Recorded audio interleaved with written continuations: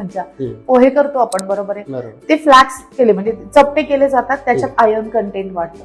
तुम्ही फोडणी देणार आहे त्याला, तुम्ही काय घेतलं, तेल घेतलं, बरोबर आहे, तेल घेतलं म्हणजे फॅट कंटेंट आलं त्याच्यात जिरं टाकलं, मोहरी टाकली, हळद टाकली, बरोबर आहे. या तिन्ही मध्ये विटामिन्स, मिनरल्स, अँटीऑक्सिडंट प्रॉपर्टी आहेत, अँटी इन्फ्लेमेटरी प्रॉपर्टी आहे. तुम्ही डॉक्टर आहात, बरोबर आहे.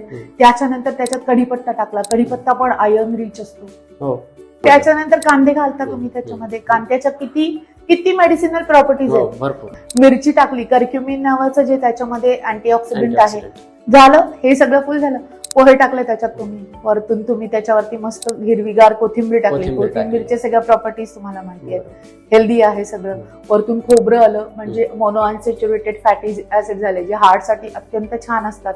लिंबू पिळलं म्हणजे त्याच्यामध्ये काय घातलं, व्हिटॅमिन सी घातलं म्हणजे त्यातलं आयर्न ऍब्झॉर्ब करायला. कधी केलं होतं का सुपरांचं विश्लेषण?